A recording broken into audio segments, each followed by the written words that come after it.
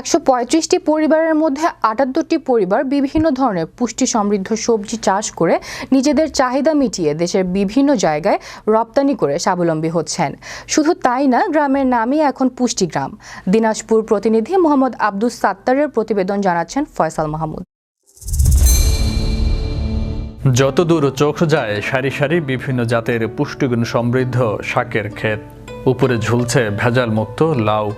উৎপাদিত শাকসবজি নিজের পরিবারের চাহিদা মিটিয়ে বাজারে বিক্রি করে বাড়তি টাকা আয় করছে পুষ্টিগ্রামের অন্তত ৭৮টি পরিবার। কৃষি ও খাদ্য নিরাপত্তা জোরদারকরণ প্রকল্পের আওতায় নিরাপদ সবজি চাষ করে দিনাজপুরের বিরল উপজেলার গিরিধরপুর গ্রাম এখন পরিচিতি পেয়েছে পুষ্টিগ্রাম নামে। অব্যবহৃত প্রায় ২ শতক জমি বাঁশ ও নেটের বেড়া দেওয়া হয়েছে। বেড়ার ভেতরে কয়েকটি বেডগুলোর কোনোটাতে লাল শাক, কোনোটাতে পুঁই শাক, কলমি শাক সহ নানা জাতের সবজি। ক্ষেতগুলোর এক পাশে লাল সবুজের সাইনবোর্ড, তাতে লেখা রয়েছে পুষ্টি সমৃদ্ধ নিরাপদ ফসল গ্রাম। শাকসবজির পাশাপাশি প্রায় প্রতিটি বাড়িতে তেজপাতা, দারুচিনি, এলাচ, জলপাই, অ্যালোভেরার গাছ সহ রয়েছে নানান প্রজাতির গাছ। আমার বাড়ি গিরিধরপুর গ্রামে, বিরল দিনাজপুর। আমি সাবেক সদস্য। আমি কৃষিকাজই করি। কৃষিকাজে করে আমি সিমের আবাদ করতেছি। সিম, টমেটো আমার দুইটাই আছে পাশেই। আমি মোটামুটিভাবে লাভবান। সিমের দাম মোটামুটি বাজার ভালো এখন।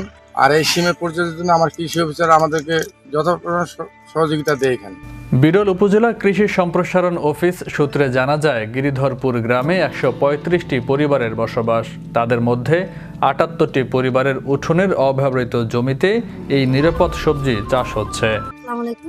আমার এখানে ২.৫ শতক মাটি, এটা দীর্ঘদিন ধরে পড়েছিল, প্রায় ৫-৬ বছর ধরে।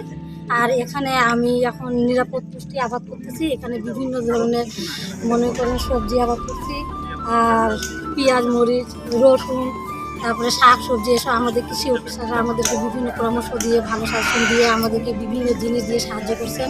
এই জায়গাটা প্রথম আমরা চাষ দিচ্ছি, চাষ দেওয়ার পরে এখানে আমরা জৈব সার দিচ্ছি, দেওয়ার পরে বীজগুলো দিচ্ছি, বেড করছি, তারপরে পানি দিচ্ছি, দেওয়ার পরে একটু সুন্দরভাবে আমাদের জিনিসটা দিচ্ছি। আর এটা করে আমরা অনেক উপকার পেয়েছি। আমরা নিজের চাহিদা পূরণ করতে পারছি, আমার আত্মীয় স্বজনকে দিতে পারছি, আমাদেরকে বাজার থেকে কিনে খেতে হচ্ছে না।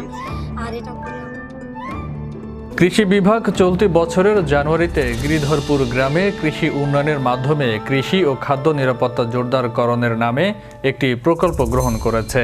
এর জন্য উপকারভোগীদের প্রত্যেকের মাঝে সরবরাহ করা হয়েছে বিভিন্ন বীজ, ১২০ কেজি জৈব সার ও ৪০ কেজি রাসায়নিক সার সহ বিভিন্ন উপকরণ সামগ্রী।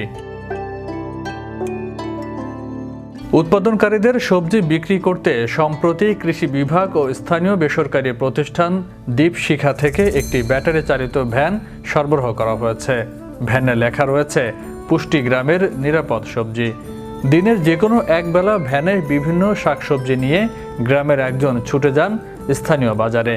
বিক্রি শেষে আয়ের কিছু অংশ ভ্যান চালক নিয়ে অবশিষ্ট অংশ উৎপাদনকারীর হাতে তুলে দেন। এ বিষয়ে জানতে চাইলে বিরল উপজেলা কৃষি কর্মকর্তা মোস্তফা হাসান ইমাম জানান, সম্প্রসারণ অধিদপ্তর এর মাধ্যমে পরিচালিত যতগুলো জনগুরুত্ব সম্পন্ন প্রকল্প রয়েছে, এর মাধ্যমে কৃষি উন্নয়নের মাধ্যমে পুষ্টি ও খাদ্য নিরাপত্তা জোরদারকরণ প্রকল্প একটি অন্যতম জনগুরুত্ব সম্পন্ন প্রকল্প। এই প্রকল্পের আওতায় বাংলাদেশে শুধুমাত্র কিছু সংখ্যক উপজেলাকে বেছে নেওয়া হয়েছে, যেখানে পুষ্টি গ্রাম স্থাপন করা হবে। আপনারা জেনে খুশি হবেন যে অত্র দিনাজপুর জেলার ৩টি উপজেলাকে, 3টি গ্রামকে পুষ্টিগ্রাম ঘোষণা করার জন্য আমাদের কাছে একটি দায়িত্ব দেওয়া হয়েছে। এর মাধ্যমে রয়েছে আমাদের বিরল উপজেলা, চিরিরবন্দর এবং বোচাগঞ্জ উপজেলা। এই বিরল উপজেলার ৩ নম্বর ধামইর ইউনিয়নের গিরিধরপুর গ্রামকে আমরা পুষ্টিগ্রামকে তৈরি করার জন্য যে উদ্যোগ বেছে নিয়েছি, তার মাধ্যমে আমরা কৃষককে প্রথমে বেছে নেওয়া, নির্বাচন করা, তাদেরকে প্রশিক্ষিত করে তোলা, তাদেরকে উদ্বুদ্ধ করা এবং মূল যে লক্ষ্য এবং উদ্দেশ্য তাদেরকে বোঝানো। এর মাধ্যমে আমরা ৭৮টি বাড়িকে বেছে নিয়েছি, যেখানে পারিবারিক পুষ্টি বাগান স্থাপন হবে।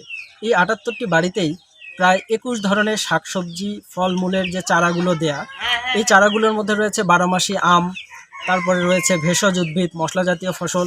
প্রত্যেকটি চারা আমরা সরবরাহ করেছি। জৈব সার, রাসায়নিক সার, জৈব বালাইনাশক এবং উৎপাদন করার ক্ষেত্রে যে প্রযুক্তিগত জ্ঞান, এই প্রযুক্তিগত জ্ঞানের জন্য তাদেরকে প্রশিক্ষিত করে তোলা, প্রশিক্ষণ দেয়া, গ্রুপ মিটিংয়ের আয়োজন করা, প্রত্যেকটি আমরা বাস্তবায়ন করেছি। এবং তারা যেন এই ফসলগুলোতে জৈব সার ব্যবহার করতে পারেন। তার জন্য আমরা ভার্মি কম্পোস্টও স্থাপন করে দিয়েছি। আমরা চাচ্ছি যে প্রত্যেকটা মানুষের যে দৈনন্দিন চাহিদা পূরণের যে পুষ্টি প্রবাহ সেটি যেন নিশ্চিত থাকে। ফয়সাল মাহমুদ, বিশ্ব বাংলা 24, ন্যাশনাল ডেস্ক।